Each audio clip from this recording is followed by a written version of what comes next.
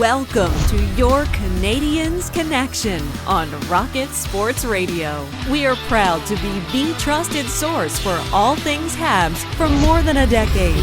This is the Canadiens Connection Podcast.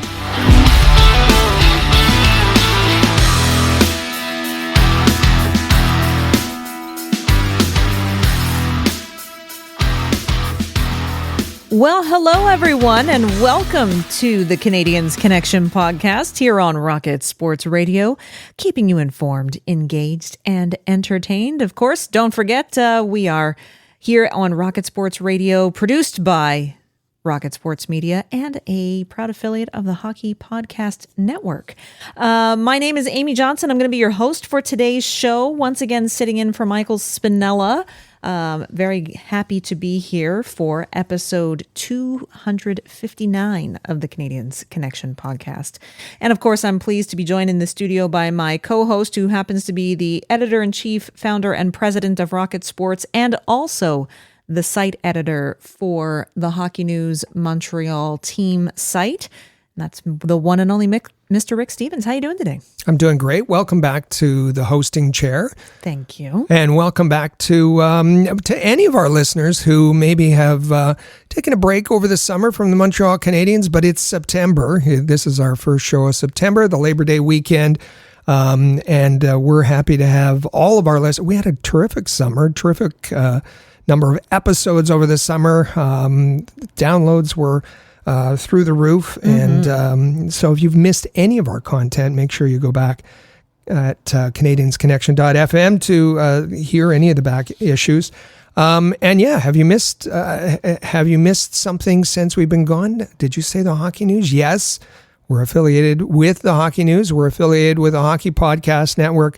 What hasn't changed is we're the source you can trust, and we've been doing that for about 15 years, the inside link to the Montreal Canadiens. Absolutely. And be sure to bookmark thn.com/Montreal. That is the new home of all of our content here at Rocket Sports.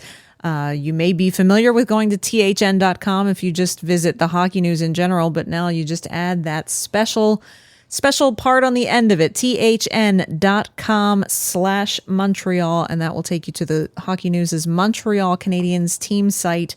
Again, that is run by Rick, and contributions from all of us here on the Rocket Sports team. So be sure you bookmark that before the season begins. It's going to be one place for all of our coverage, whether it's Canadiens, whether it's Laval, whether it's prospects. It's all going to be there in one place.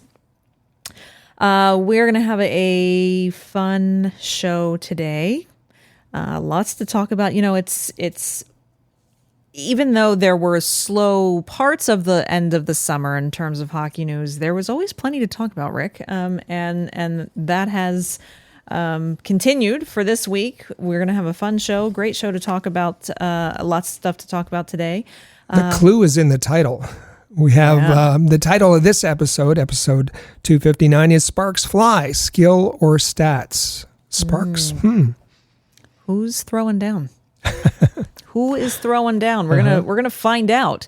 First, we're gonna take you through some Montreal Canadiens related news and updates, prospect updates, and actually we've got a lot of hockey in general news. That's not necessarily even Canadian specific, but we've got some really interesting news and notes to touch on before we get to our second segment. Our big topic this week is prospect evaluation, winning versus raw talent, and we are going to the Canadiens put out their team produced behind the scenes look at the decisions, basically the decision-making process that went into things before the draft this summer. And so we're going to kind of walk you through that video and translate it kind of into, did you catch everything that was there? We know that this is something that the team produces and puts out. It's always fascinating to get that look behind the curtain, as they say, and we're gonna take you through a bunch of clips from that and discuss and analyze and try to kind of read between the lines and really deduce what went into the decision-making process to take guys like David Reinbacher and to take a goaltender like Jacob Fowler and guys like that. So I think it's going to be a pretty fascinating second segment. We're going to wrap things up then in our third segment. We're going to hear from you. We have a new team member here at Rocket Sports that we're going to welcome aboard, as well as bringing you your Canadiens Connection question of the week. We're going to hear your responses to last week's show and last week's question of the week. If you want to start thinking about it right now, we're gonna ask you how confident you're feeling in Montreal's front office heading into this season. That's something for you to begin pondering, and be sure to leave us a comment. And you might hear your answer on next week's show. So how do you do that? Well, the best way is to give us a text anytime on the Rocket Sports text line. You can do that 24/7. 5853-ROCKET is the number to text, 5853-ROCKET. And of course, you can also leave us a comment on Twitter, Facebook, or Instagram if you are following us at Habs Connection on those three platforms. And as Rick had mentioned, in case you missed any of our summer episodes, be sure to visit our website at canadiensconnection.fm and check out the archive. Before we get into hockey news, Rick, I thought we'd just take a moment to acknowledge a very happy birthday for a very special guy that came and went this past week. Jean Beliveau's birthday was August 31st, born all the way back in 1931. He would have been 92 years old and fondly remembered, of course, in all of Montreal. Absolutely. So happy birthday to Jean Beliveau. And moving on to roster news, went a little bit under the radar, caused a little bit of stir on social media this week. Cap Friendly Transactions is a tremendous Twitter account to follow because they are the first ones to report any transactions that take place around the hockey world. And so Habs fans really kind of sat up and had big question marks over their heads when they saw that the Canadiens had that David Reinbacher had been loaned to the Montreal Canadiens. And this is basically they've recalled him back to Montreal from the Swiss League. And there's a very good reason for them to do that, Rick. Yeah, it's so he can be available for a training camp. It's not suggesting that he's going to be with the Canadiens all year. He's going to be available though for the training camp, and he can rookie camp, and then could be and likely will be loaned back to Switzerland after those camps are finished. Speaking of camps, the annual Biosteel NHL camp took place this past week, and Rick, there's a couple familiar faces in attendance. I saw this is the Biosteel camp that runs every summer in Halifax. Biosteel is the official hydration product for the NHL, and they have a camp where they invite 30 odd players. The headline was Connor to Connor. McDavid to Bedard, and that was the bigger news, I suppose, but not for Canadiens fans because Lane Hutson was at the camp. Justin Barron was at the camp, and interesting. And on his Instagram, Lane Hutson has a few pictures. Said it was a fun week in Halifax, and why wouldn't it be a fun week when Lane Hutson is paired with Cale Makar? What a pair on defense back there. So lots of fun in Halifax this week. Well, and hopefully he picked up a couple of hot tips from Cale Makar, for too. Sure. That'd be great. Yeah. A report from the fine folks over at La Poche Bleu that Jake Allen, we know that when all of these, there was a flurry of trades earlier in the month and so forth. We know that reports were put out that Sam Montembeault was contacted by the Canadiens to say, don't worry, you're not going anywhere. We know that Casey DeSmith was contacted to say, we don't know yet. It's possible you might be moving on again. So kind of... And we won't bury you in Laval. Right, and we won't bury you in Laval. Well, now Jake Allen has also received allegedly has and reportedly has received a contact of his own from the Canadiens front office. Yeah, this comes from Raphael Doucette, and our good friend, and does a great job for La Page Bleue. And he said that Jake Allen was told that he's not going to be traded. We know there's a three-headed monster of sorts with DeSmith, with Montembeault, with Allen. And Jake Allen is told that he's not going to be traded. Comes from an inside source that he will be kept.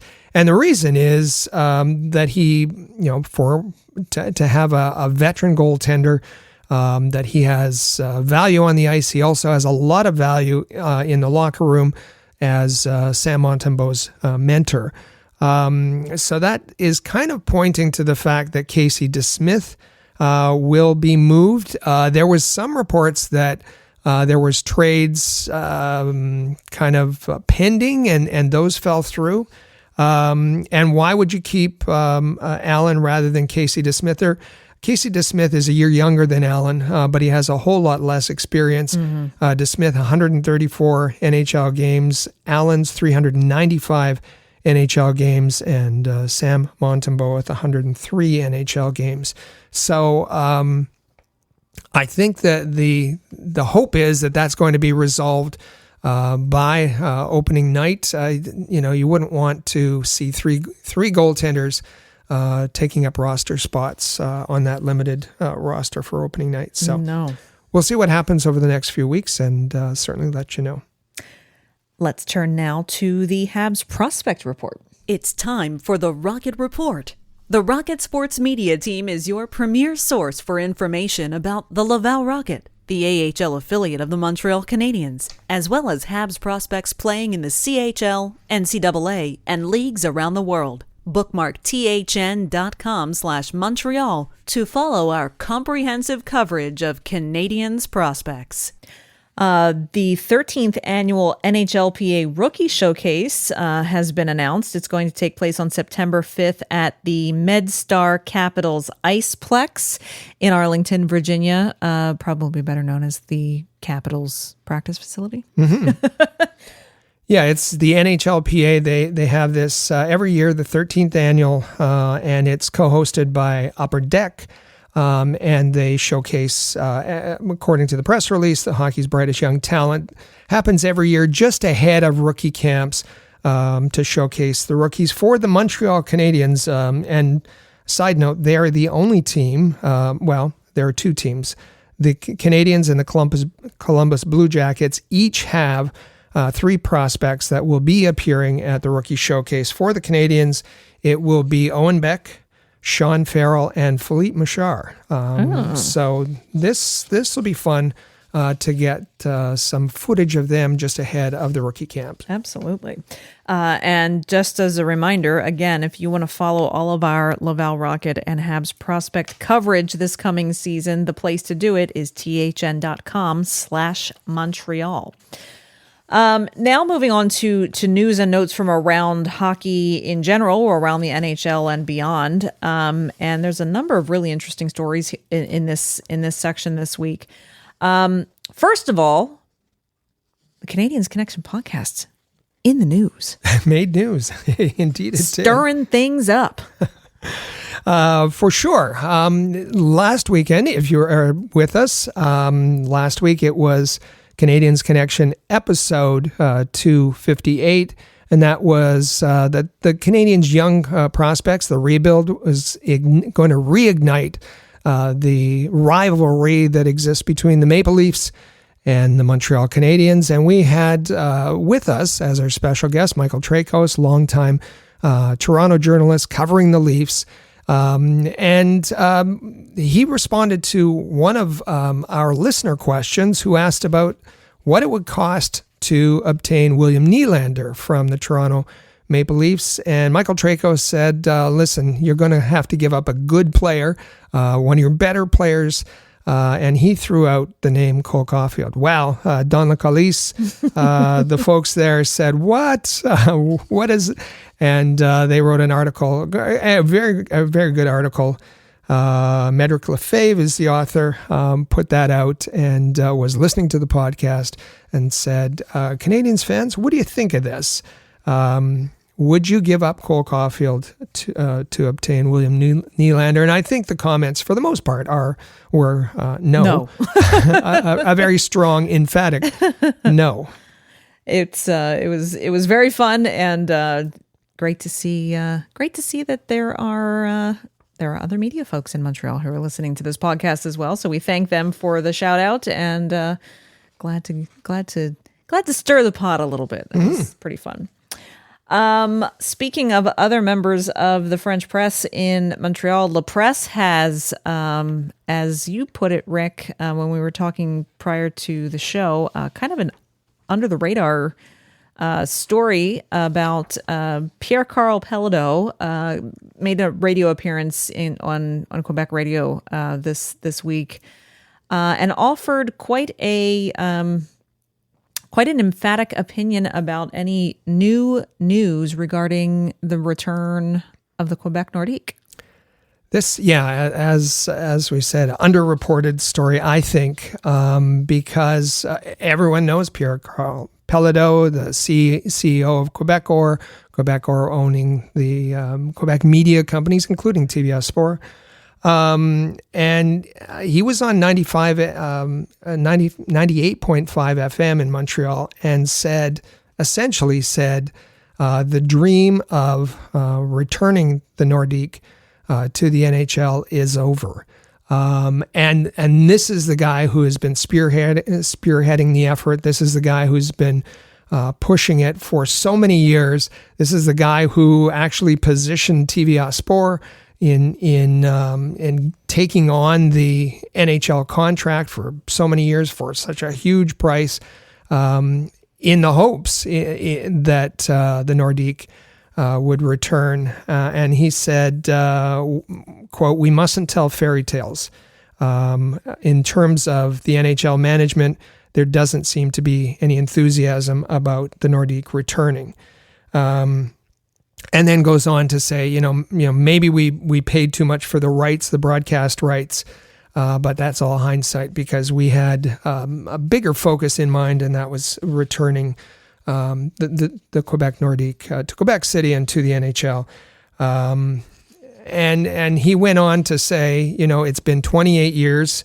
The Colorado Avalanche are starting their 28th year in the NHL, so just to indicate how long it's been, and referred to when Gary Bettman and Bill Daly sat down for their state of the NHL kind of press conference at the start of the Stanley Cup Finals. They were musing about expansion and threw out names like Kansas City and Salt Lake City and Houston, Atlanta. And Quebec City wasn't mentioned until a reporter brought them there. But a big story. Pierre-Karl Pelledeau saying, "I think the dream is over." Much to the chagrin of many, and others maybe not so much of a surprise, but definitely newsworthy. I love this next piece of news. The IIHF came out with 3 new rules for the Champions Hockey League for the 23-24 season. And boy, shaking things up. All has to do with penalties, penalty killing, power play. First and foremost, minor penalties are now going to be dealt with the same as major penalties. What does that mean? A team that incurs a minor penalty will remain shorthanded for the entirety of that penalty, even if the opposing team scores a goal. So in layman's terms, you're on the penalty kill, your opposition scores a power play goal, your penalty kill continues until the full 2 minutes is up. So the no more 2 minutes or less, it's a full 2 minutes. No. And I like it. And I will explain more as to why when we get through these a little bit. All right. I like this. I think that's, if I understand that. Well, no, I mean, okay. I'm gonna wait. I'm Go gonna ahead. getting ahead of myself. I'm getting ahead of myself. I'm gonna explain myself once we get through these. Next is about delayed penalties, and this is yes. Please bring this to the NHL. This is something, Rick, you and I have even bantered about this years ago. That let's say a team is, arm goes up. There's going to be a penalty, so the team that's about to get a power play goes, Pulls the goaltender. goes with the extra attacker, and they score a goal on the delayed penalty. And how it is currently is then, okay, you've scored your quote unquote power play goal, and they don't have to kill off their penalty. Well, Wipes the penalty. Yep. not the case anymore. The minor penalty will be served even if a goal is scored while the delayed penalty is pending. And just a reminder, this is IIHF Champions League. It's not coming to the NHL or North America anytime soon. I want it. Bring it. And so this brings us to the third rule change. This is like now we're getting somewhere. So you're killing a penalty. You're the team that's killing a penalty, and you manage to score a shorthanded goal. That ends your minor penalty. Now so you take all three of these things together. So you're killing a penalty, a 2-minute minor penalty. You have to serve that entire 2-minute penalty, no matter how many times the opposition scores on their power play. So let's say it's a 2-minute penalty and they've already put 3 pucks in the net because your PK is not up to par.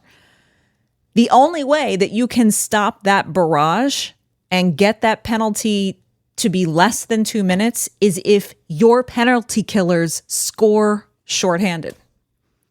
Like, talk about an exciting power play that's going to turn out to be. Paul Byron is sitting at home saying, yes, where was this when I was in the league?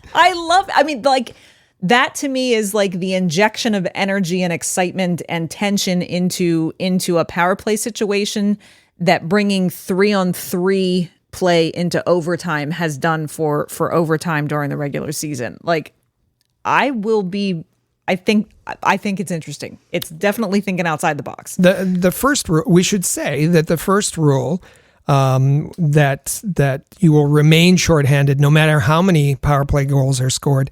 That used to be the rule in the NHL.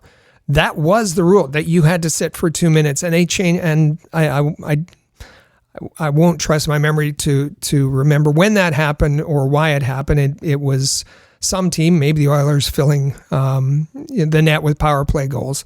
But that used to be the rule, and it was changed. And why not? I mean, if it's a penalty, then you should have to serve the 2-minute penalty. And if they score multiple goals on you, well, that's your own fault. Like, that's the penalty, right? Fascinated to see how this works out. But until we're talking about the removal of the trapezoid rule, that's my number one pet peeve. I know. Well, and the puck over the glass. Yeah. In the defensive zone. I don't know. Moving along. Did you think you were done hearing from Dom Ducharme? Because Tony Doesn't he have a job? He does. He's now the assistant coach for the Vegas Golden Knights. Okay. And he was on Tony Marinaro's program this week, and defended his coaching tenure in Montreal a bit. You know, we know that he's been heavily criticized about and blamed for Cole Caulfield's lack of production during that season. But he says, you know, Caulfield was just on the verge of breaking out. And he said it's a big coincidence. It was incredible coincidence. It had nothing to do with him. He wasn't holding Caulfield back. It related to not enough time in the summer and falling during a pregame warm up and on and brought COVID in there and all of that.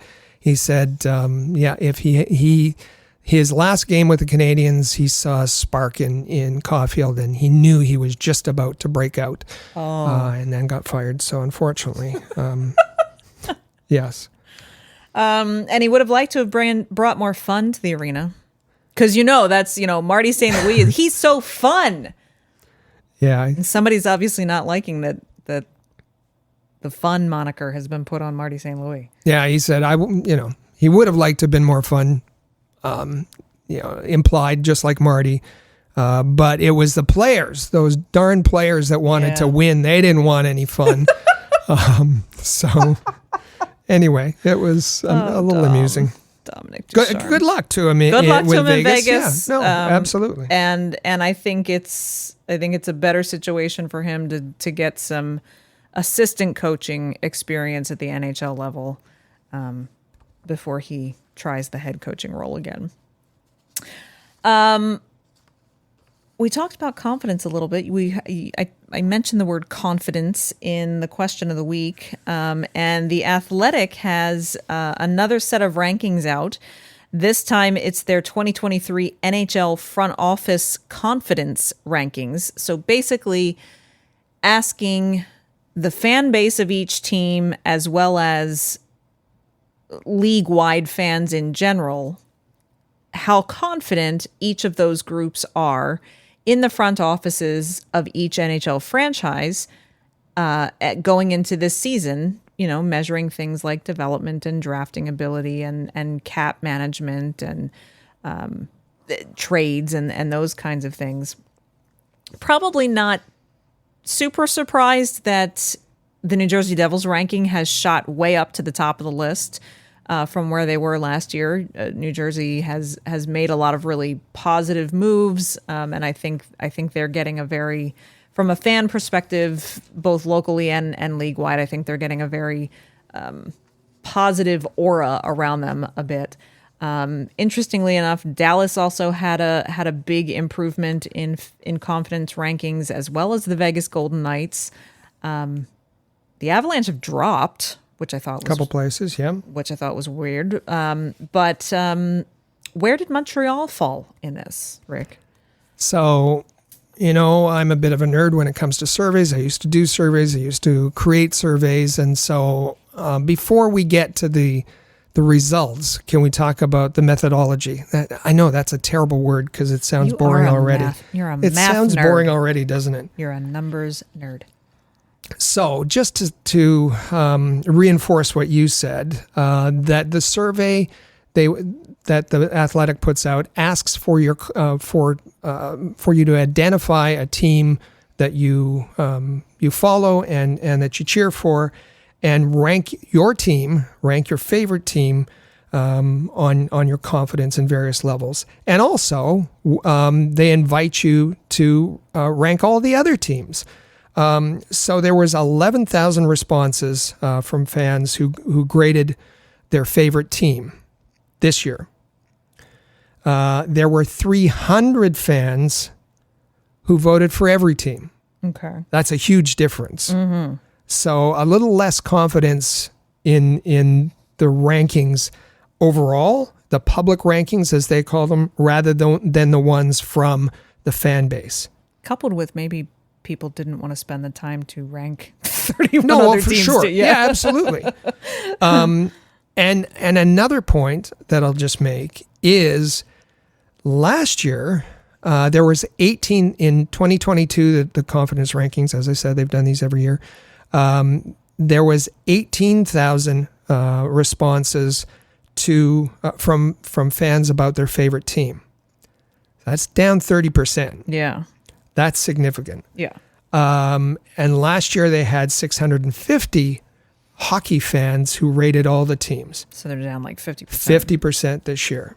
So keep those in mind when we talk about the changes to the rankings. And you mentioned some of the Vegas one is hilarious for me because in 2021, the confidence rankings, they were 12th. So middle of the pack sort of thing. Mm-hmm. It was released just prior to the season last year in 2022, and they were 31st. Their fans had zero confidence in them.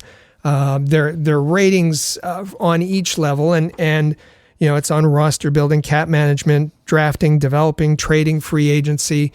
they were getting D-minuses for everything from their fan base. So they ranked 31st. And then they go and win the Stanley Cup. So And so now yeah, so their confidence rankings are back like, oh, well, they won the cup. Great. yeah. So now they're up. What did you say? They're sixth, I think, this year. Something like that. Jumping from 31st to 6th. So all the fans are back on board again. But that just shows you how volatile these rankings are, how they made, let's take them with a grain of salt, okay? For sure. Now, to your question. Sorry, that was long-winded. A long way around to get to where we are. How did Montreal do? Middle Middle of the pack, 14th overall in terms of confidence. That's probably because Canadiens fans are very optimistic. They're very supportive of Jeff Gorton and Kent Hughes, and Marty St. Louis. They're very supportive of this rebuild, and 2 years into the rebuild, their expectations are low, and they're pretty happy so far. From the outside, it's a whole different story. The NHL fan base is not as impressed. And I mean, you had a team that finished last, and then last year finished in 28th. So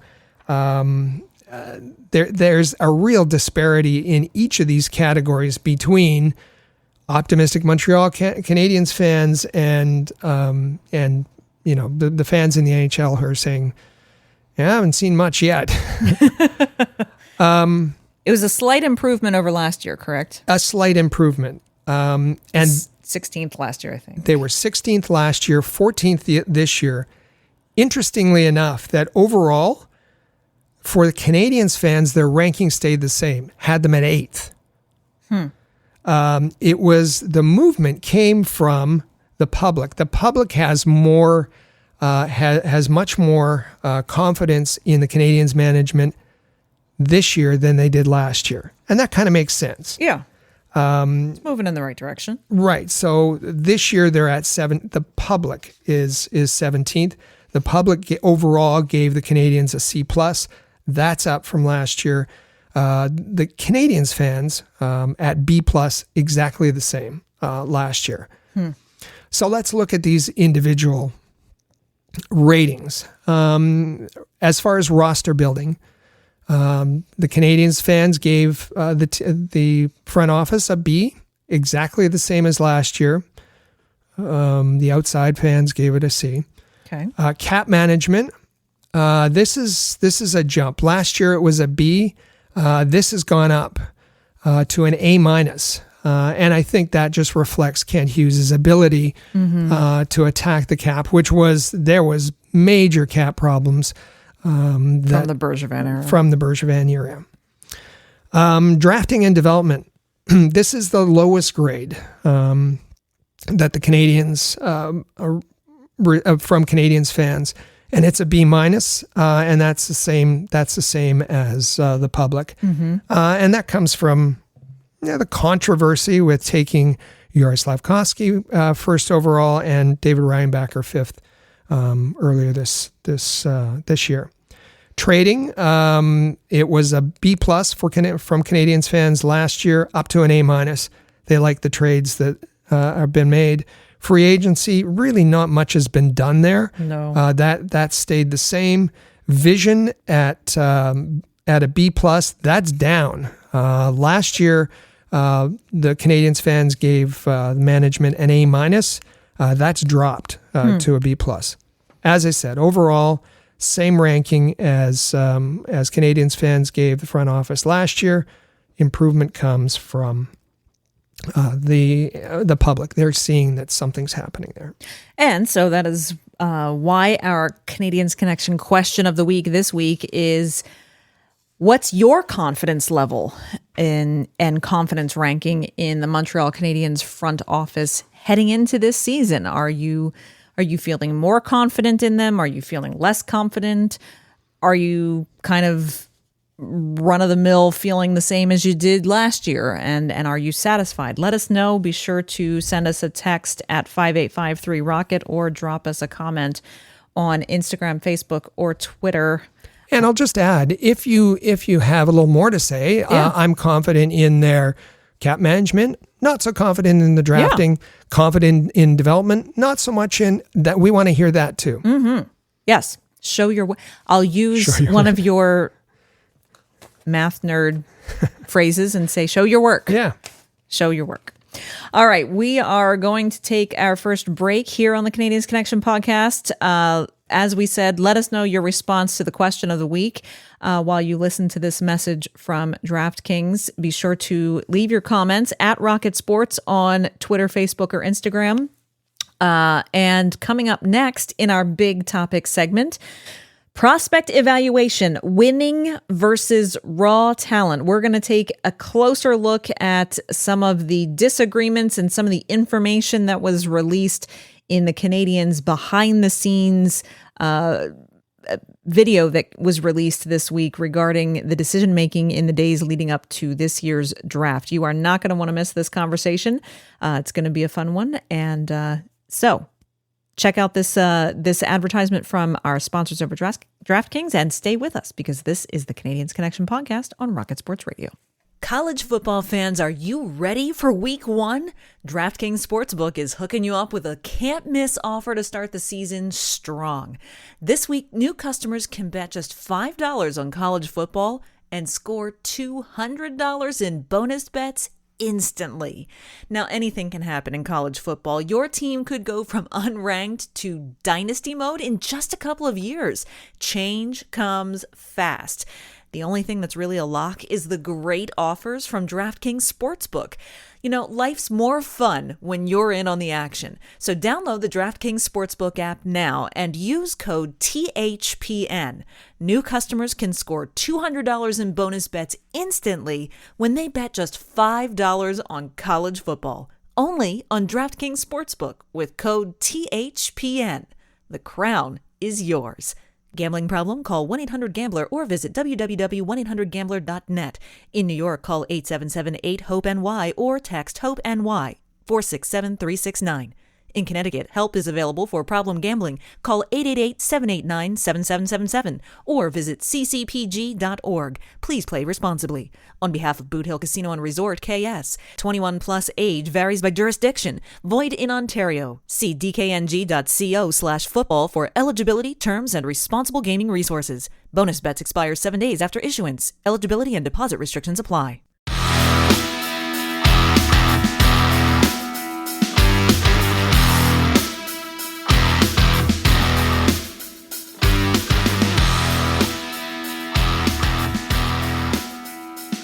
And welcome back to the Canadiens Connection podcast on Rocket Sports Radio. My name is Amy Johnson. You can find me on Twitter if you'd like to follow me there. At Flyers Rule is my handle. And with me in the studio is our president and founder of Rocket Sports, Mr. Rick Stevens. He's also the site editor for thn.com/Montreal. Be sure to follow him on Twitter as well, at Rocket Sports. And you can also follow this podcast at Habs Connection on Twitter, Facebook, and Instagram. You can visit our website at canadiensconnection.fm. Most importantly, however, no matter how you are choosing to listen to this podcast, whether it's on your favorite podcast app, whether it's at canadiensconnection.fm, or maybe you are listening and watching on YouTube, no matter where you are, just remember to hit that subscribe button. We don't ever want you to miss an episode of the Canadiens Connection podcast. All right, so in this segment, we are going to take a deep dive and analyze the behind-the-scenes video that the Montreal Canadiens released this week, giving you a peek behind the curtain of the decision-making process that went on with the front office and the scouts in the days leading up to the NHL Draft that was held in Nashville back in June. Kind of a, just as Rick wanted to take a moment in the first segment to kind of give you the X's and O's about surveys and things to keep in mind. For me, as someone who has worked professionally, both as a video producer and has worked professionally for news organizations, and there's a very as a producer for a news organization, there's a very different approach to each of those types of video production. I just want to take a moment to remind everyone that these videos that are put out by the Canadiens or any sports franchise or privately held company should not be taken as if they're a documentary. It's not the same as a news organization producing an objective, unbiased documentary. Team produced and team sponsored multimedia content is always going to have a team friendly spin on it. And that's perfectly fine. I mean, they're putting these things out as entertainment for the fans. Fans love to get that behind the scenes look and really feel what it's like,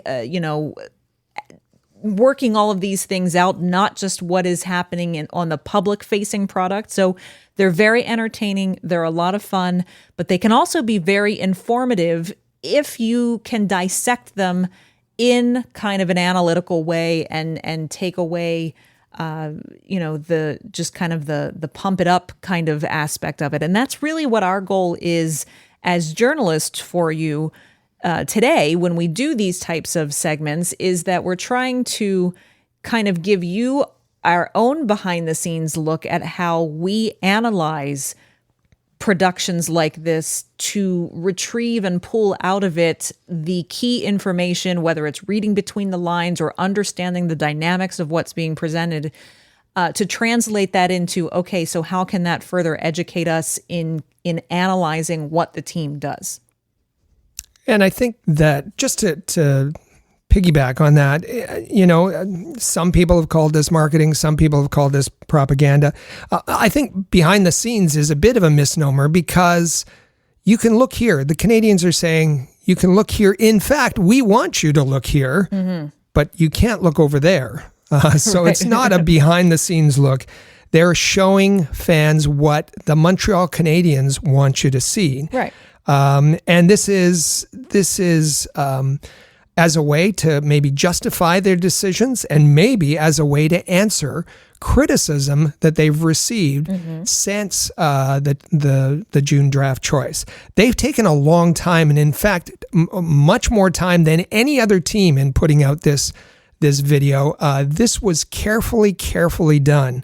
But I think that it's important to not deal with this video in isolation, because it is what they want us to see, but also to connect anything that we find in there as we dissect it with we had draft specials with scouts, with experts, connect it to what those people were saying, and also connect it to things that the Canadiens have said in the past.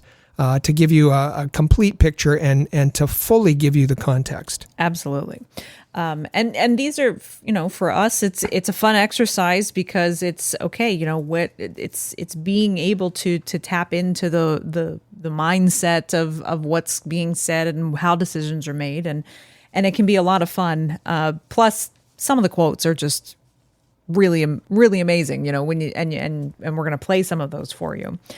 So the Canadiens released this video on August 31st. As you said, Rick, I mean, it took them 2 months to put this out. I mean, the draft was at the end of June. Yep. So it took them a long time to put together what ended up being either an 11-minute or 17-minute production, which is a long time, which I'm sure they had a ton of footage to go through, but they were obviously very careful about how they put this together. Things start to kick off the first part of the production with the Combine. So beginning of June 4th is when the NHL Combine was held this year in Buffalo, New York. Of course, it's a combination of prospects going through each station of physical testing, and then teams get 20 minutes to interview each prospect that they want to speak with in private. And that's really the sum total of what the Combine is set to do, the interviews and the physical testing. That's right. Teams have gathered information over the course of the year from video looks at the prospects, as well as in-person viewing. But this is the combine offers the last look, the last chance to gain and gather information before the teams are making the decision. It's been held in Buffalo the last few years, the beginning of June. It's a great facility, both the practice facility and the KeyBank Center, which is the Buffalo Sabres arena.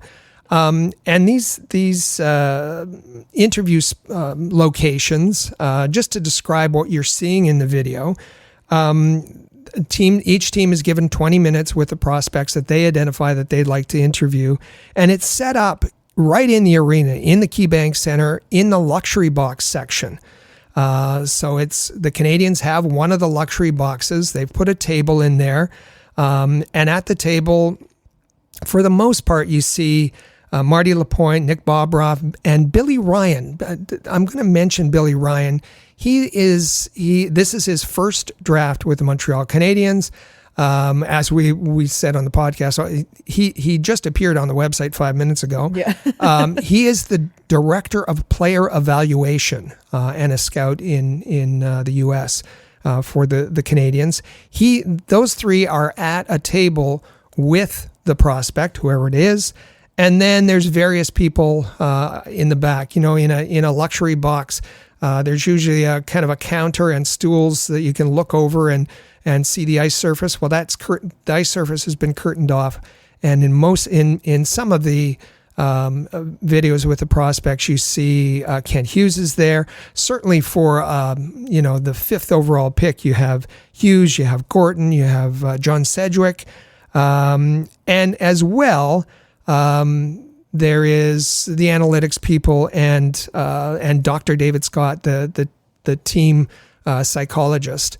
A sports psychologist. So it can be intimidating for the prospects sitting facing all of these people, especially the ones leering over the top, and then there's a camera there to capture everything in this very small space. Nothing like a good high pressure situation to test the nerves. Yeah. And the first real interview that they give you an inside peek of is the one that they did with goaltender Jacob Fowler, who they did end up selecting in the third round. And Jacob Fowler had a couple of we know from when he got drafted on draft night that we said at that point he's going to be a quote machine. That's what I said. Yeah. Because he had a lot of great quotes just that night alone, and that has continued here in the combine as well. First, him answering a question of they were testing him on how well he had studied up on forwards around the league and were they a left or right-handed shot, what kind of a player are they, that type of thing. And he was able to recall most of that, and he speaks here about just what it means to have that knowledge in your mind all the time of as many players as you can when you're a goaltender.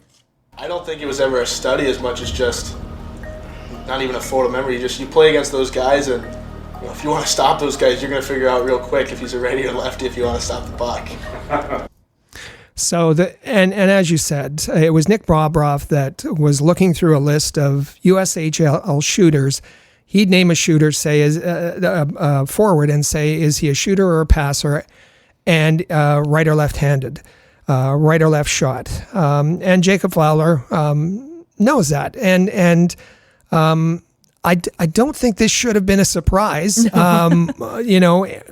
goaltender at that level, they know. We've heard Carey Price, and not to compare Fowler to Price, but Carey Price knows the lie on the stick of and where they like to hold the puck and where they like to release the puck, and where their hands are on the stick, and all of those are clues to stopping the puck. Jacob Fowler, he's very charismatic. We heard his quote. He likes the big stage, and he said quite bluntly, if you want to stop the puck, you're going to know this stuff. It didn't come from me studying shooters or committing things to memory. It's just you go through a season, you see these guys. You better know that, or you're not going to stop the puck. Now, probably to me, one of the most outstanding quotes in this entire 17-minute video also did come from Jacob Fowler. And I will give Dr. David Scott, the sports psychologist, credit for asking the question that allowed Jacob Fowler to tap into this part of his feelings to put out what is a tremendous quote from him. The way Dr. Scott gets there is a little, it's probably a little frenetic. He's obviously very passionate about what he does, as you'll hear him a little bit interjecting in the beginning of this quote. But this is Jacob Fowler's answer to, and I'm paraphrasing here, basically Dr. Scott asking him, what makes you tick? I've been, doubted and had to prove people wrong my entire career. Yeah. I sat in my living room in a shirt and tie with my whole family and watched, 5 or 6 hours the entire OHL draft, the entire USHL draft, and to never see your name pop up on that screen it's a pretty crappy feeling. To know that you played in the national championship, you played in the national tournament twice, you won just about every youth championship you could win on North America. To never be talked to or to never see your name pop up it's terrible. I don't read too much into the different awards, but to win the award of goalie of the year in this league that I was undrafted, nobody wanted me. There were 16 teams and not a single one of them wanted me. I had to go out and prove that every single night that you messed with the wrong guy, and Youngstown was just fortunate enough that I ended up in their corner, and that feeling sticks with me every day. And the last thing I want is any organization to look back and wish they would have taken a chance on me, because all I've done is prove people wrong. Phew. Dr. David Scott has been with the Canadiens for a long time. He is a sports psychologist, and he's credited for the Canadiens having the most off-the-wall kind of interviews in the past. You're right. He elicited the right emotions from Jacob Fowler, and I'll talk about that in a minute. But you heard. We should say it's not our music. That's in the Canadiens video in the background. You're going to get that background music. But very distracting was David Scott in. Jacob Fowler just started speaking, and David Scott went, yes. Of course. And then he slaps his leg. Oh, yes. Yeah. I can't imagine a clinical psychologist in a counseling session doing that. I've never seen that before. And I've been in those situations with professionals. Cal Botterill, one of the best sports psychologists ever. I'm sure he would have a few things to say about that. All of that aside, Jacob Fowler, what's his internal motivation? He gets very emotional. Raw. He sat with his family wearing a jacket and tie watching the OHL draft, and he was bypassed by every team, hoping to go to the OHL, ended up in the USHL. Said that Youngstown was should be happy to get him in that mood with that chip on his shoulder, because then he went on to be goaltender of the year in the USHL. But obviously he was not happy. It really fueled a passion within him, being overlooked in the OHL draft. I was so impressed with this answer from him, because he didn't hold back. You'll hear, I think that Jacob Fowler smiles and laughs sometimes when he is nervous or when he is feeling very high emotions, because when you watch it, and you could even hear it just in the audio, there are times that he's actually semi-laughing as he's answering what is not a laughable not a laughing matter. But look at his eyes and look at his posture. Right. He's not amused. He's defiant. Yes. He is. And this answer was genuine. It was sincere. It was heartfelt. This came from the very core of Jacob Fowler. And this is obviously what has been the inspiration of his inner drive ever since that day. He may have had plenty of work ethic and drive and motivation prior to that, but this is, to use your word, this is definitely the fuel that is pushing Jacob Fowler. And I was very impressed with how he was able to articulate the devastation of what that day felt like, and the payback that he then went on, propelling him to goaltender of the year. I just thought it was tremendous response from him. One of the best answers I've ever heard in that kind of situation, and that experience didn't crush him. No, which it can't. Could for have, yeah. A very young player like that. Instead, it fueled him, and I thought that was incredible. Loved it, absolutely loved it, and I commend him on using that experience the right way. David Reinbacher, of course, was next up in the video as far as his interview. And, well, if you'd like another example of how off the wall Dr. David Scott can get with some of his interview questions, well, his question, the hypothetical scenario that he places in front of David Reinbacher to see what he would do in a certain situation, certainly for me was a bit of a head scratcher. You know the bank machine where you get the money, you put your card in and you get the money? Yeah. You are waiting in line to go to the machine, okay? Yeah. And there is two little old ladies there in front of you. Yeah. But before the next woman can get there, this guy comes straight in, goes right to the machine, just jumps in front of you folks and goes to the machine. What would you do in that situation? I would say something to the guy. There's respect to every guy or every human. If there's a line, you gotta respect the line and stay behind the line. Especially if they're older women's, they need a little bit longer. So you gotta respect that and help them. So, okay. I like David Reinbacher, the fact that he stayed calm. He did. He said respect the line, and that he doesn't know what he would have said, but he would have said something.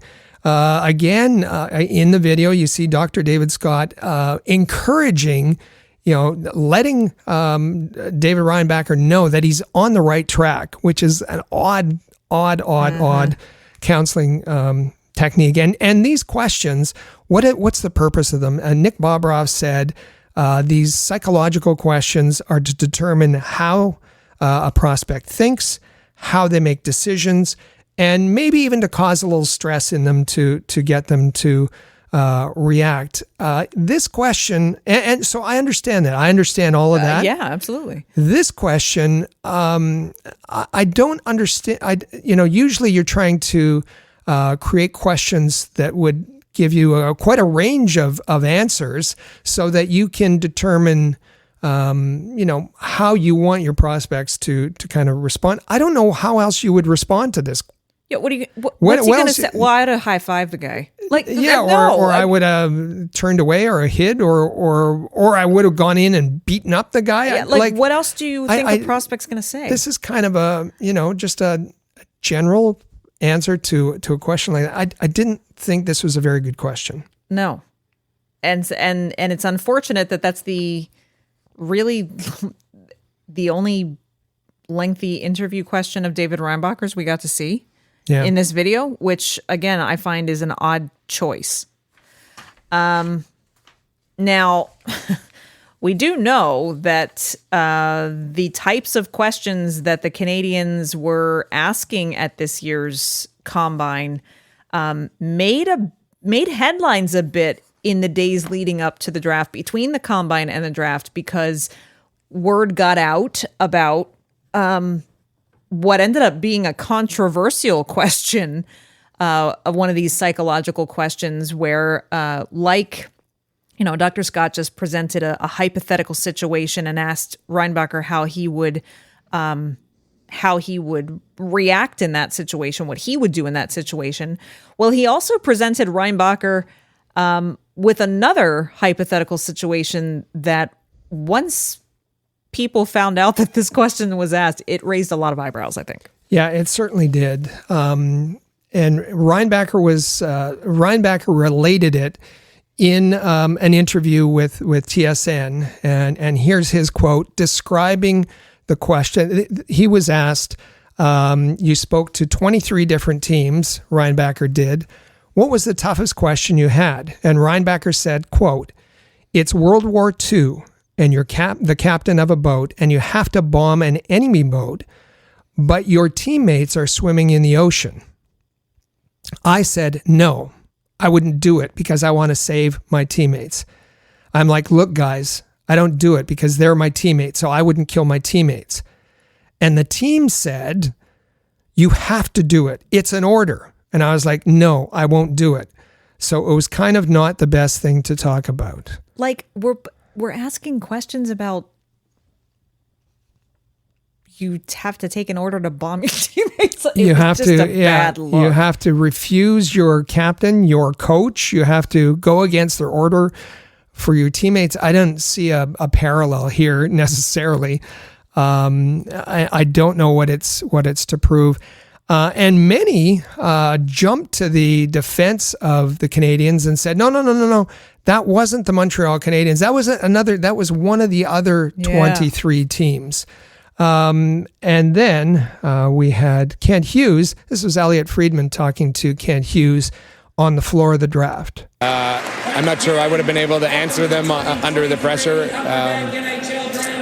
No, I think one was if you were at war and you were required to shoot down enemy submarines, and that submarine had shot down one of your boats, and there were members of your army in the water, and you knew the submarine was there, would you shoot the submarine?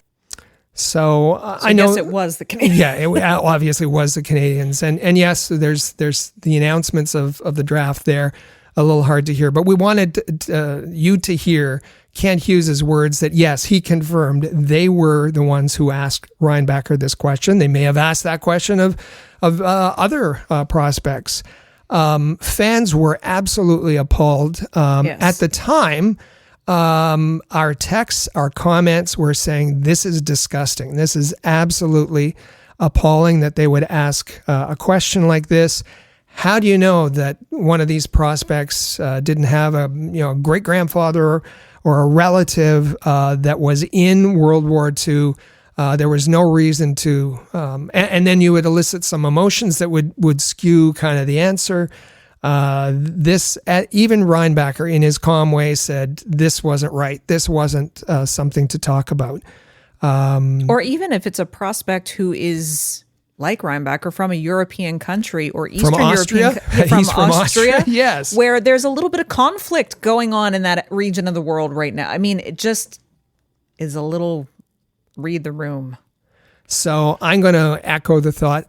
We didn't get into this and read those comments at the time. We were focusing on evaluating the draft, but we wanted to bring that back here, and our message box was filled with Canadiens fans who, rightly so, said, have different questions, have out of the box questions, but have some common sense as well. This was appalling. Absolutely. And maybe not the what would you do if some guy cut in front of elderly ladies at the ATM. Yeah, that was a little. In speaking to Elliot Friedman, Kent Hughes had also he was asked, of course, are you trading that 5th overall pick or not? And completely ambiguous. Well, 50% chance. Well, that was big news at the time. Yeah. That on the draft floor, just before the draft was to start, Kent Hughes is saying it's 50-50 whether he is going to make the pick at 5 or whether he's going to trade the pick. And of course, we know that the Nashville Predators were trying to make a splash in front of their home fans. They wanted to move up in the draft, and they were willing to part with, so it said, they're one of the top goaltending prospects, not only for the Predators, but in the league, Yaroslav Askarov. And that was something that the team, the Canadiens team, including Kent Hughes, was sitting with. Should we take an established prospect, or it's not an established prospect, a promising prospect that hasn't established themselves, maybe like a Kirby Dach, and give up our fifth overall pick. So we wanted to inject that here because that's going to come into play in a minute or two. Absolutely. So the video then advances to the end of the month. It's June 26th. It's now 2 days before the NHL entry draft, and the Canadiens are in their final meetings over the course of those couple of days, whittling down their list and making their final list for what they're going to take to the draft floor. And Jeff Gorton mentions in a quick quote, mentions and reminds viewers of really what the vision is for the Montreal Canadiens when they are selecting players in the draft. I think when we look at the draft, we're all about the best player. Who's going to be the best player? Not necessarily today. We spent a lot of time talking about that. And it's going forward. We're trying to get the best player over the long haul. The best player over the long haul. We heard that a lot when Juraj Slafkovsky was picked. That don't look at his stats. It's not the player who is best today on draft day. It's the player who we project is going to be the best player over the long term. We've heard Ken Hughes say that. We've heard Marty Lapointe and Nick Bobroff say that. Just to outline what the Canadiens' draft strategy, their overall draft vision is, Jeff Gorton mentioned that again. Picking the player who's going to be the best long term. It then shifted to a strong statement taken candidly from Jeff Gorton. Kind of, it seemed like it was probably at the beginning of these last meetings before the draft, where he's talking about basically kind of checking in with all of the scouts that are assembled there again, saying, okay, I'm hearing you say one thing, and I want to make sure this is what you're saying. When you pick 5, there's only so many chances an organization does get to add talent. It's very hard. You can't do it through free agency anymore, really. You're getting older players, and you have to pay them a lot of money, right? You pretty much have to draft or get lucky to get high-end talent now, right? And sometimes you take a chance, and so it seems as though this room has said, no, we don't want to try this chance. And I just want to make sure we're making the right decision. So some people, I think it's clear when you take a chance, who would you be taking a chance on? Well, I think the only logical answer is Matvei Michkov. And we know that a lot of our listeners were really disappointed that Matvei Michkov wasn't selected and really wasn't in the conversation of the Montreal Canadiens as they had their deliberations. And some pointed in the video and said, oh, Jeff Gorton wanted to take Michkov. No, that's not what he's saying. That's a little too simplistic. What he's saying is these opportunities don't come around very often. And we hope they don't come around very often. Right. We don't want to be at the bottom of the standings. It's very painful for us. It's very painful to go through for our fans 2 seasons in a row where they're in the bottom 5. So these chances come around very rarely. And we're not going to do this from free agency. This is the only opportunity is when we're picking at the top of the draft. So I know we're focused on other people, but are you sure? And Hughes later goes on to say, listen, don't misinterpret this. Jeff and I are not pushing any one player. We're not advocating anyone here. We're not pushing any opinion. We're just trying to flesh it out. We're trying to play devil's advocate and making sure we're covering all the bases. So Jeff Gorton is saying, we have this chance, in parentheses, Michkov, are you sure? Before we get discussing the other players, are you sure? And I think that's very appropriate for management to raise that issue. He then he he plays this role a number of times in this video, and I'm sure many more times than we were even shown in this production. But he says now something similar, which the casual viewer might think that he's referring to the same subject matter, but upon further inspection, it seems pretty clear that this next clip of his is actually in reference to a different comparison and decision they're trying to make. When we left the meetings in Montreal, and we left those two guys on that line together, and listening to you guys for a few days, and then going home, like, I'm like, okay, Ryan Becker, just at 5, you just have this feeling of what it could be, the upside of it all, right? So I just been going through my mind. So we should say, if you haven't seen the video, that yes, the audio is blanked, is silenced at points. The Montreal Canadiens can't be talking about a player that may have been on their list, but is now been selected by another team that's called tampering.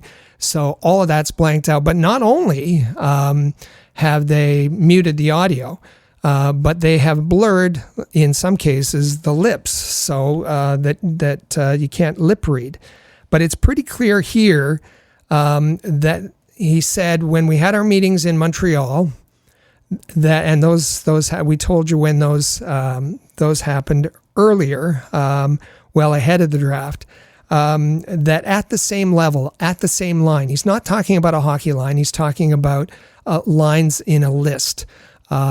On the same level is obviously David Reinbacher and Ryan Leonard is all you can interpret out of this. There's no other player. And why is that? Well, we can go back to Jeff Gordon talking about stating very clearly what's missing in the organization.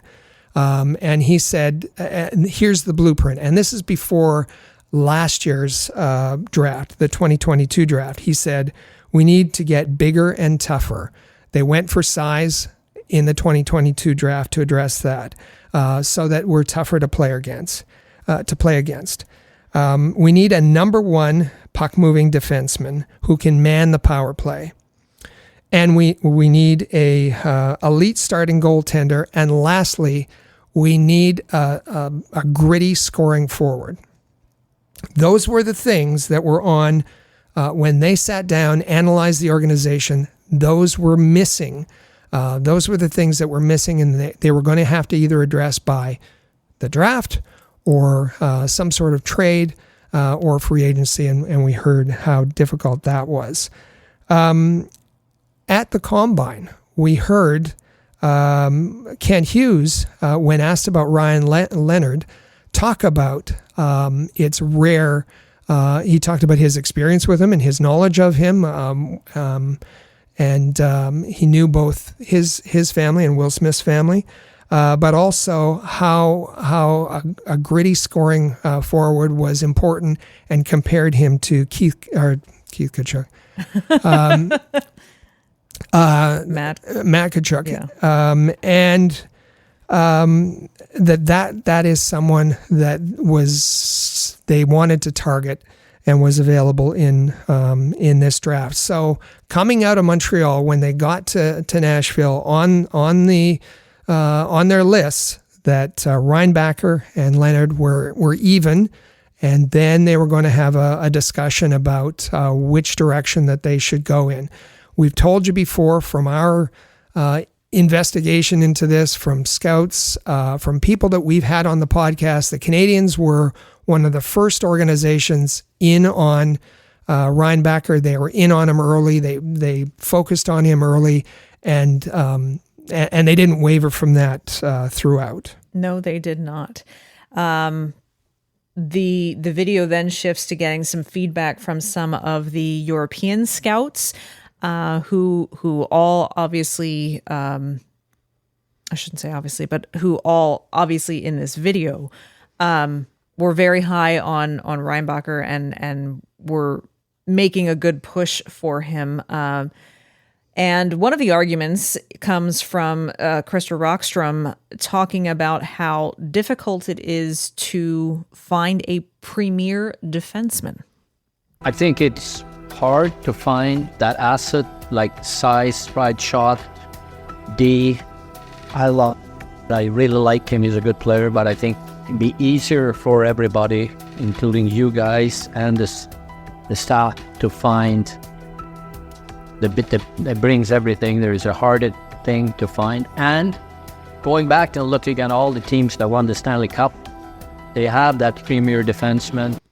In that short clip, there's a lot in there, and some of the audio is muted. That's why it's a bit choppy. That's done by the Canadiens, as we told you. Basically, he's saying, listen, Leonard is a good player, but we think it's easier for you guys, you scouts, you people, to draft or trade or get by free agency. We think it's easier to get a Matthew Tkachuk. We think it's easier to get a type of player like a Ryan Leonard in other ways, that it's much more difficult to get a right-handed defenseman with size, and talked about there being a premier, him being a premier defenseman, and every Stanley Cup winning team has had one of those. So a lot to break down there. But is it true that Matthew Tkachuk is easier to get? A Ryan Leonard is easier to get? I don't know. That's something that Jeff Gorton said they were going to have to draft. I don't know about that. The other question is Reinbacher that premier defenseman? And again, we look at Jeff Gorton's list, and it's a number one puck-moving defenseman who can man the power play. Offense and power play, it has not been one of the strengths of Reinbacher. So we're not sure about that either. And the other thing that Rockstrom goes on to say, and he's referring to this possibility that the Canadiens might trade the 5th overall pick. And we mentioned Askarov a few minutes ago. And Rockstrom says, quote, "You can make a trade, but who is the best player?" Asked that question. And we think he is special, and that's Reinbacher. He thinks that who's going to be the best player in the end, it's going to be Reinbacher, even if you went and got a goaltending prospect like Askarov. After the first round of the draft was completed, and they, of course, did not make a trade and went ahead and selected Reinbacher 5th overall. In the media availability following that, Kent Hughes made himself available, and our own Chris G actually was there in the media room at the time, and he asked Kent Hughes, you're going to hear Chris's question at the beginning of this clip, he asked Kent Hughes to talk a little bit about the choice not to trade the pick. Hi, Kent. I just wonder, what was the clinching factor in making the decision of keeping the pick versus trading it and then selecting David? Well, there were different options in terms of what we could have done from a trade perspective, but I think at the end of the day, our scouts believed that this was a hockey player that was going to play for us for an awful long time and be on the ice an awful lot, and that we weren't going to be able to find a trade that would be as valuable as David at 5. So Kent Hughes is repeating what Krista Rockstrom said, that you can certainly trade. Kent Hughes seems to allude that there was more than one trade offered for that number 5 pick. And he said he listened to his scouts. He trusted his scouts that that pick that they got, David Reinbacher, would turn out to be more valuable than any trade they could have made.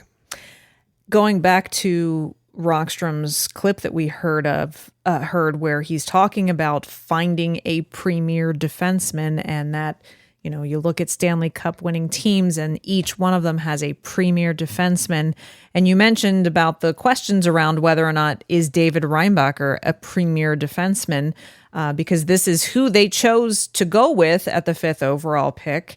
And Rockstrom is saying he believes Reinbacher is a premier defenseman. Chris asked Kent Hughes what he thinks Reinbacher's ceiling is, and this is what he had to say. And just one follow-up question. What do you see as his ceiling? As his ceiling? Probably a D2. I'm not sure he's going to run a first power play in the National Hockey League. I mean, I'm not big on putting numbers to players, be D1, D2. You know, there's a power play defenseman in the NHL. Is he your number one, or is somebody that's, you know, shutting the play down on one end and launching the attack on the other end? So I think he has the potential to be to log very significant minutes for our team.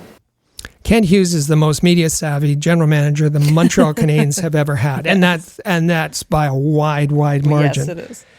But you hear him say a very honest opinion and said Reinbacher is a D2. He's not going to run a first power play. And then in his head realizes how that sounds.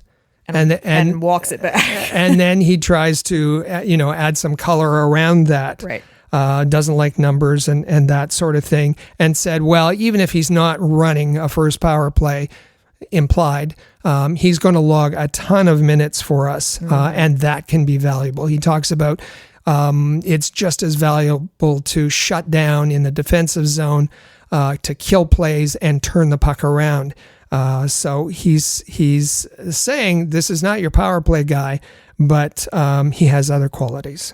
And so that leaves the question of, is this really the premier defenseman that you should have gone after at fifth overall? And that question, I think, is still yet to be answered. For sure. And it led me, and we talked about it a few weeks ago on the podcast, about the Canadiens changing their strategy, getting instead of Slavkovsky last year, getting a defenseman like a Juracek, a more offensively minded defenseman last year, and then going for their gritty forward this year in a Ryan Leonard. All of those we're not going to know now. We're not going to know for quite a few years, but have to be kept in mind when we're evaluating this draft strategy. Now, the title of this week's episode is Sparks Fly, Winning or Stats. And there's a reason for that, because not all of the debate that went on in these meetings that was revealed in this video went as calmly, let's say. There's always debate between people. Some of it is done rather methodically or calmly, and other times it can get a bit emotional. And that really, they at least showed us that came out when talking about which goaltender they were going to take. And we know that the Canadiens took 3 goaltenders in this draft, and this is not so much about the second 2 that they took, the Quentin Millers and so forth. This is about whether they were going to take Jacob Fowler or one of the other top-rated goaltenders who were frankly ranked higher than Jacob Fowler. We're going to go back now to Billy Ryan, who Rick mentioned at the top of this segment as being one of the ones who was in the interview rooms at the Combine. This was his first draft with the Canadiens. He is their new, he's an American scout, but he is their director of player evaluation. And you're going to hear from him quite a bit in this exchange, because Billy Ryan is definitely a giant advocate for Jacob Fowler. And this is one of the statements that he makes about Fowler. He's never not been the top goalie in the entire league. Not the starter. Never not been the highest save percentage in every league he's ever been in. Yeah, there's 2 points to this. One is the Canadiens were criticized heavily for coming out and saying, as I said a little earlier, we're all unanimous about that. And people rightly said there's got to be some debate. So why did they show us, and this clip and others? It's to show that there was internal debate. Maybe not about Reinbacher. Maybe that got shut down quickly. Maybe they were all in agreement. Mm-hmm. But there certainly was debate about the goaltender position because it's very important. The Canadiens don't, as Kent Hughes has said, as Jeff Gorton has said, we don't have a number one goaltender in our organization. And so Billy Ryan is coming out and saying, listen, this Fowler kid, yeah, he may not be in the rankings as high, but he's won and been the top goaltender at every level he's played at. Natural question. What levels he played at? Where's he played? Yeah. So he played under 14 hockey, under 16 hockey in Florida Alliance team for a number of years. You wouldn't expect there would be a lot of high level competition. You know, it's not Minnesota. It's not New England. It's not one of the places where talent is typically developed. Then he goes to Connecticut for his under 18. And then he goes to the USHL, not the NCAA. He goes to the USHL, and yes, put up great numbers, had a great season for the Youngstown Phantoms, and had a great playoff, MVP of the playoffs, and was named of the USHL Goaltender of the Year. Absolutely, and none of that, not taking anything away from him for that accomplishment, but it just is putting it into perspective of other goaltenders that were available in the draft and the level of success they've had in their experience, which in some cases were and sometimes in many cases, in more competitive leagues, which is something to take into consideration. So Marty Lapointe then makes it a case to there's an exchange between Marty Lapointe and Billy Ryan that we're going to highlight here, where Marty Lapointe, again, the Canadiens have had to redact the other goaltender that they're referencing in this clip. But Marty Lapointe is basically going to ask Billy Ryan, so you're telling me that you think Jacob Fowler should be ranked on our list higher than this other goaltender? And it gets I don't want to say heated, but it's definitely a very forceful answer. So Billy, you saying you would put Fowler ahead of... Yes, 100%. Fowler shows up every time and wins. It's like almost, it's crazy. No one's saying Fowler was good growing up. He was the best growing up. He's not better than Fowler. Like if we're playing a game right now and I said, all right, you pick your team. We're not in the NHL today. We're not facing Christian today. These guys will face them at 24, 25. I know, but what I was saying is he's like mastered his position. The other guys haven't. They have the tools. They haven't figured out in their head how to f***ing games. This kid does it. He's been doing it since he's like 10 years old. All right. There's a few voices in there. The first, as you said, Marty Lapointe. And as was mentioned earlier, that Jeff Gorton said they came out of Montreal and they had their lists. And so obviously in this discussion, Fowler wasn't at the top of their list. And Marty Lapointe says, Billy, do you want to move him up? Do you want to move Fowler up to the top of our list ahead of... And that's who's redacted. And that's who's redacted.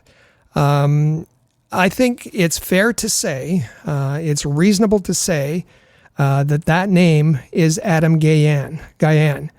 Why do we say that? Well, because Amy, you studied this pretty carefully, and we can't say this with 100% certainty, no. But on the other end, we're not picking names out of a hat here. You did analysis. You have extensive experience at this, and in analyzing frame by frame, you came out with the name Adam Gajan. In that clip, you heard Marty Lapointe start that clip by saying, "So Billy, you're saying that you would move Fowler ahead of redacted to the top of the list."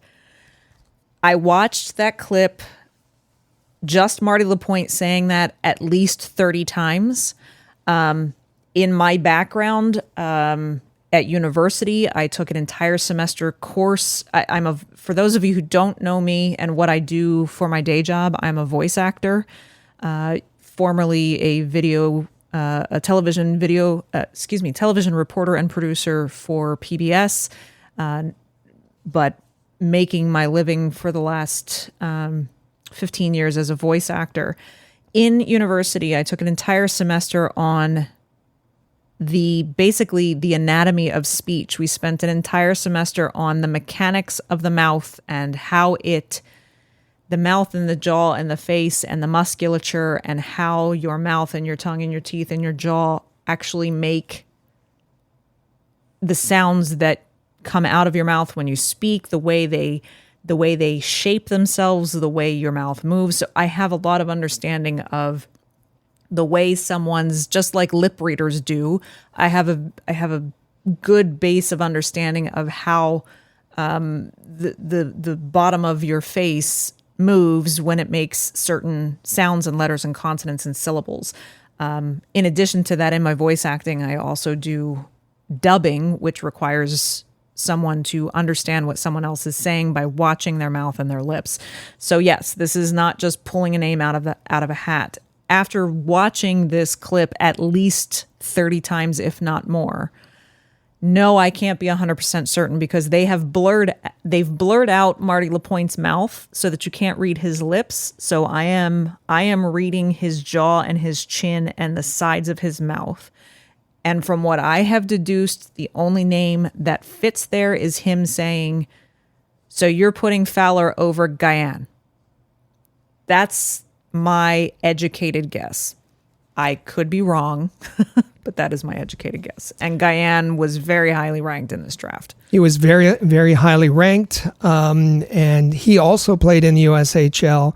We know that he was the first goaltender off the board taken by the Chicago Blackhawks with the 35th pick. So this conversation is really, really important, and that's why we're spending so much time on it, because it affected the Canadiens' strategy. If Guyan was at the top of their goaltending list and they really needed a goaltender to put in a top-ranked goaltender to put in the pipeline to be their future goaltender, they would have had to have devoted resources to it. Now, we know that in order to get him at 35, that's where he went from Chicago, they wouldn't have been able to do the move with Colorado to acquire Alex Newhook, because they had a second first-round pick in 31. They also had an early second-round pick in 37. So if after these discussions they really wanted Adam Guyan, they would have had to use one of those resources to get him. And as you said, there was the second goaltender taken off the board, Rabel, by Arizona Coyotes. The way you say his name, it didn't fit. Trey Augustine, taken by Detroit, didn't fit. Carson Bjarnason definitely didn't fit. No. So it goes back to the Canadiens had on their list coming out of Montreal. It's suspected was Adam Guyan, and because of these conversations and the insistence by Billy Ryan, they moved Jacob Fowler up the list above Guyan. And it's a situation that reminds me of last year's, the previous year's draft, where Matt Turek, he was an OHL scout, no longer with the organization, did the so-called bang the fist on the table for Owen Beck. It's the same sort of thing that Billy Ryan is doing. Billy Ryan is, the other voice you heard in there is Vincent Riondo, former NHL goaltender, lots of scouting experience. He scouts Russian amateur prospects. He's also the Canadiens goaltending scout.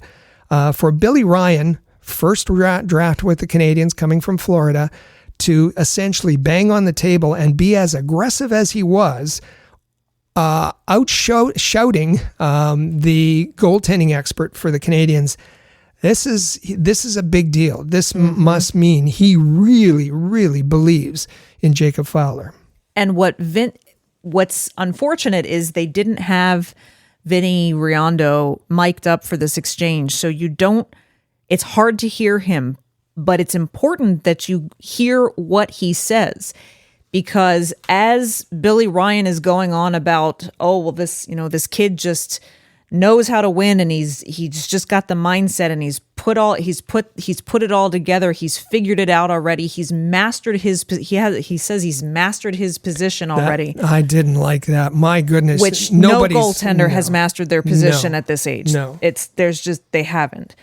And Vinny Riondo steps in emphatically and says, that's great that he's winning now, but we don't need him to go out and play a game right now. He's not going to play an NHL game right now. He's not going to play an NHL game until he's 22, 23, 24 years old, 24 or 25. That's when we need him to be good.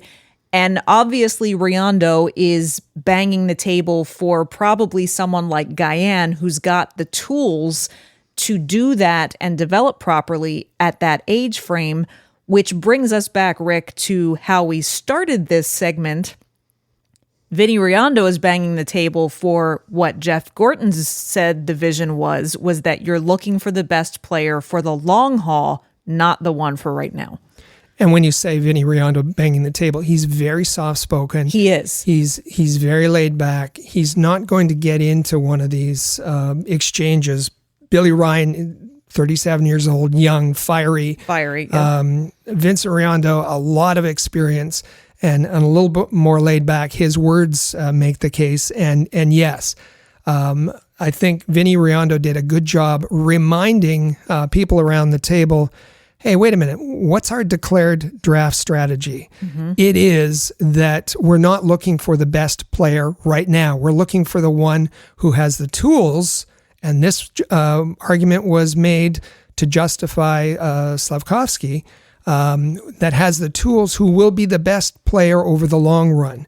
So we're looking for the best tools. And obviously, Billy Ryan, this is a complete 180 reversal of the declared draft strategy. No, we want a winner. We want some guy who's won. We want a player who's won at the limited levels that he's been in. He's going to be at the NCAA level. Jacob Fowler is this coming season, not guaranteed to be the number one there. We saw that he went to had an invitation to go to Team USA's World Junior Camp, and he's unlikely to be the number one at the World Juniors. Trey Augustine likely has that role. So. One at every level, and winning now, and reversal, and going against. You want to pick the guy with the best tools. That's absolutely backwards of what the Canadiens have been preaching up until now. And I'll interject this as a completely opinion part of this.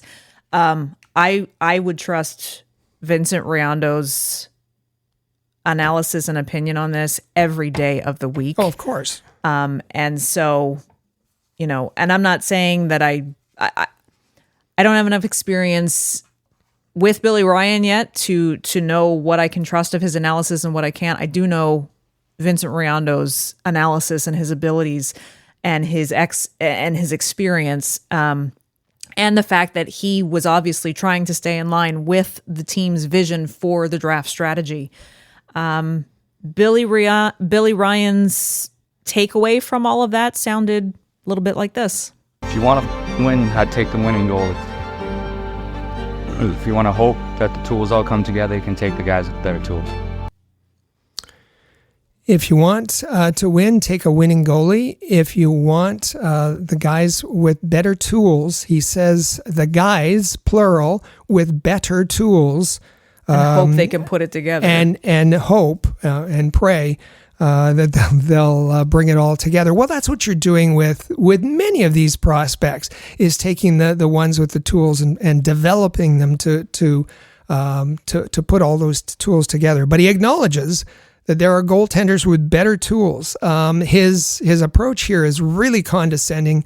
Didn't like it. Not to disparage anybody in this, but who's Billy Ryan? Well, as I said, 37 years old. He came from the Florida Panthers, where he's been an amateur scout since 2015, mostly scouts in the U.S. And, he was a former player, mostly ECHL career. What experience does he have with goaltenders? Well, I don't know. I don't know what role that he played in that regard with Florida. We do know that Vinny Riondo was an NHL goaltender. He's been a goaltending coach at all levels of different organizations, and has been an assistant GM. He has been a goaltending scout. Anyway, there is a real dichotomy here. I think one of the quote that they had from Vinny Riondo, and it was in French, and if you translate it, his quote, and this wasn't in the exchange, this was later when they sat down with him. He said, obviously the fact that Carey Price is not here changes things. That's pretty clear. The goalie is not only a player who's very important, but he takes longer to develop. He's saying that we've been as an organization, we've been protected by having Carey Price here. And yeah, we could trifle in trying this guy and trying that guy and trying the other guy. But the implied message from Vinny here is we've got to get this right. We really have to get this right. We can't just pick a seventh rounder like a Caden Primo and hopefully he turns out. We got to get this right because we need a number one goaltender for this organization, and it takes a while to develop him. And so we got to get started on it right now. I thought that was a very important point. I agree. Very important point. And it was part of the reason why in real time during the draft, I was outraged twice. I was outraged when, and this is nothing against Alex Newhook, but I felt they way overpaid for Alex Newhook by giving up these second round selections, where everyone knew the run on the top goaltenders was going to happen in the second round. So trading that away, you are trading away the opportunity to get who could potentially be Carey's replacement, essentially. Finding that top goaltender was just, for me, that was outrageous. And I was criticized for being so down on that trade. And it had nothing to do with Alex Newhook's abilities. It's what they paid for him. And Vinny Riondo's quote just now that you just read is exactly the illustration of that time is not a luxury they have in the goaltending position right now. And they need to get it right. The other time I was outraged, and outrage is probably a strong word, but where Joel was on the floor during the draft, like, you did what? Was when, they used their third round pick to take Jacob Fowler. And in the fourth round, they used a fourth round pick to take Florian Jacki. And I've got nothing against Florian Jacki. It's a great story to bring the Jacki brothers together if you select Jacki in the 6th or 7th round. But they took him in the 4th. And interestingly enough, Nick Bobroff in this video is shown to, describe him in a rather strong way, Rick. Yeah, he says that Florian Jacki is a unicorn, and he's saying we need to take this player. We need to walk away from this draft with Florian Jacki. I know that everybody, it didn't matter which scout you talked to, said this was a huge overreach. He probably wasn't going to be taken in the draft. Could have had him with a 6th or 7th round pick. Nice story, an interesting prospect, but not, he's got the size, he's got some hands,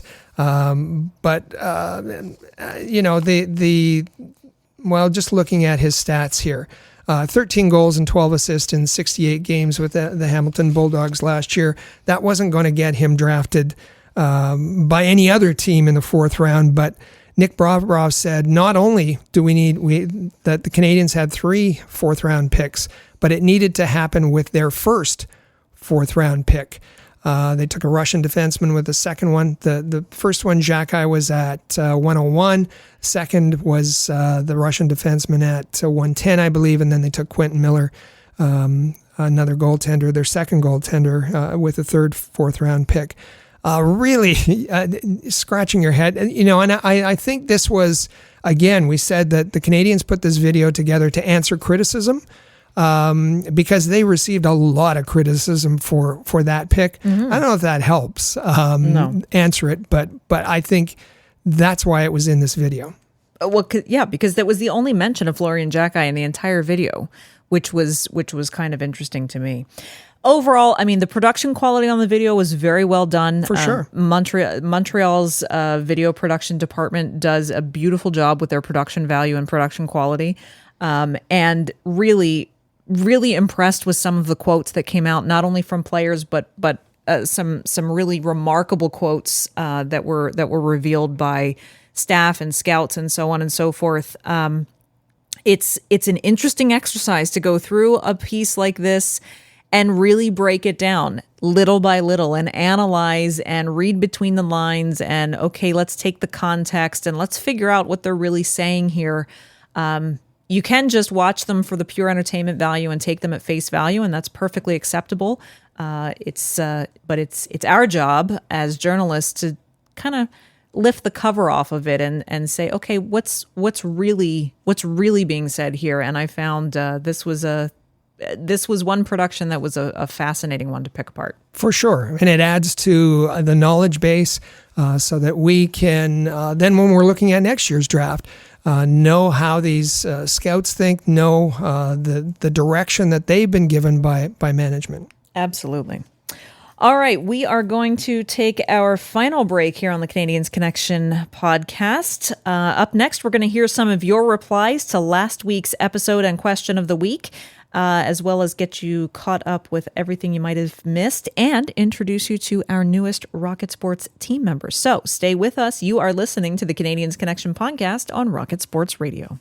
The Canadiens Connection is proud to be a partner of Rocket Sports Media, digital media publishers of sports and entertainment websites. Their mission is to build a worldwide network of sports fans who are informed, engaged, entertained, and connected. Learn more about RSM, its team, and its portfolio of brands at rocketsportsmedia.com. I bet you enjoy sporting your best Habs jerseys, dressing up your kids and pets in the cutest Habs gear, and showing off your decked-out hockey cave or fanning. Well, don't just show your friends, show your Habs. The Rocket Sports Media team wants you to boast your finest pictures for our global network of Montreal Canadiens fans. Include the hashtag #ShowYourHabs when posting your fan photos on Twitter, Facebook, or Instagram. Then log on to showyourhabs.com to see your entries, along with photos and posts from Habs fans all over the world. A proud member of the Rocket Sports Media Network. If you're a business owner looking for the perfect platform to reach a targeted audience of customers, Rocket Sports Media is the solution. Our global hockey community provides unmatched social media reach to an attentive demographic of sports and entertainment fans. We can provide visibility to your company, helping you to engage and leverage this prime group of potential clientele. In addition, we also offer sponsorship opportunities for fan events and featured areas of website content, giving you name and logo recognition. Visit rocketsportsmedia.com to contact us regarding this unique marketing opportunity. For the most trusted source of news, analysis, and features about the Montreal Canadiens, log in to thn.com/Montreal, your year-round source for anything Habs related. That's thn.com/Montreal.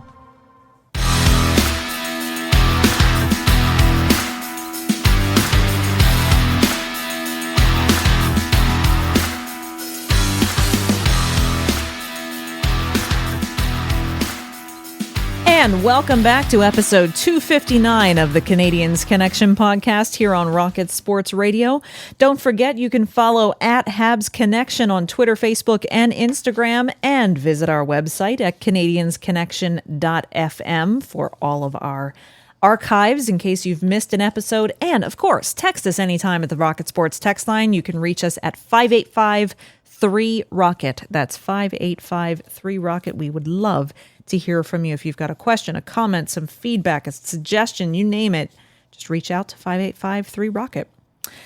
This week from the Rocket Sports Media team across our platforms, of course, I mentioned at the beginning of the show that you want to bookmark thn.com/Montreal. That is the Hockey News Montreal team site. That is where you will find all of our Rocket Sports Media coverage this coming season and all summer long. It's all your Canadiens coverage all in one place, and plenty of new articles there coming out regularly, so you want to be sure to keep an eye on that.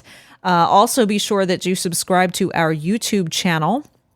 You can find this podcast does appear on our YouTube channel a couple of days after it's released on podcast platforms, which is on Saturdays. Then on Mondays, it appears on our YouTube channel if you prefer to listen to and watch your podcasts there, as well as I host a weekly Canadiens show called Habs Hockey Report on our YouTube channel as well. And so if you are not subscribed already, I really recommend that you do so. It's some great stuff over there that you don't want to miss. You can find that. Just search for @AllHabs on YouTube or go to youtube.com/AllHabs. Hit subscribe. Tap the notification bell. We have a brand new channel trailer out that gives you a brief look at what we do here at Rocket Sports. So it's good too. Thank you. Check that out. And of course, both of our podcasts, the PressZone.fm, that's the Laval Rocket and AHL centered podcast that I host every Tuesday. Be sure you subscribe to that, as well as the Canadiens Connection podcast, which is at CanadiensConnection.fm. Make sure you're subscribed to both of those. We had put the call out throughout the month of August. If anyone was interested in joining the team for this upcoming season and contributing in any way, we want to thank everyone who submitted their applications. Rick, I know you did a number of interviews and had some really great conversations. Great conversations, some great applicants. It was a pleasure to talk to all of the Canadiens fans that were interested in joining us. Where the process is coming to a close, so if you are interested, make sure you reach out to us on social media or go to habshockeyreport.com and look for the Join Our Team tab, because we're getting our team together for the upcoming season. We're making our final cuts and we're making our final additions. And one of the folks that stood out in the interviews to us, his name's Josh. He's from the Sudbury area. He's a longtime Montreal Canadiens fan. He's joining us as a content assistant. You're going to be seeing some of his work coming up throughout the year. Absolutely. So welcome aboard to Josh. Happy to have you on the team. Of course, we've mentioned it a couple of times. I just want to remind everyone the Canadiens Connection question of the week. What is your confidence ranking for Montreal's front office heading into this season? We talked about how the Athletics results came out from their fan survey that they put out, but we want to hear directly from you. How confident or not confident are you in Montreal's front office for this season, and why? What's your reasoning for that? We'd love to hear from you.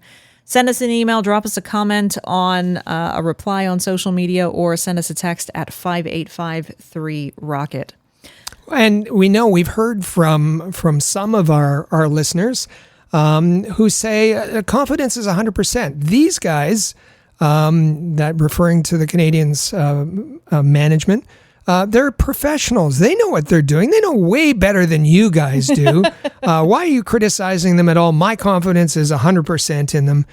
And then you're reminded that, they're reminded that they said the same thing about Marc Bergevin and Pierre Gauthier. Yeah. And it's been 30 years since a Stanley Cup.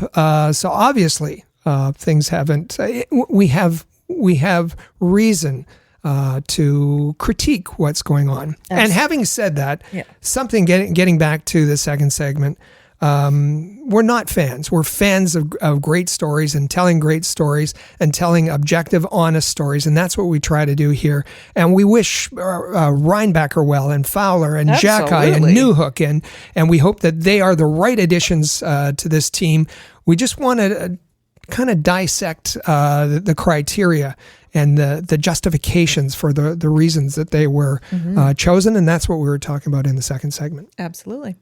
We did hear from some of you after last week's episode about the Habs-Leafs rivalry, which we did mention back in the first segment when we talked about the fact that podcast even made some news articles this week. And Rick, you've got quite an array of feedback from some of our listeners and viewers. So generally, the reaction to Michael Trakos, a longtime Leafs reporter, suggesting that the Canadiens would have to give up a Caulfield, a Gooley, a player of that stature to get William Nylander. I think there was text that just said no. That's all they said was no. No thanks. So I tried to pick comments that went a little bit differently. And talking about the Habs-Leafs rivalry, Terry W. on Facebook said, this season the Habs will rule the Leafs. All right. It's always fun when they get together. And that was kind of the sentiment from Peter from Westmount.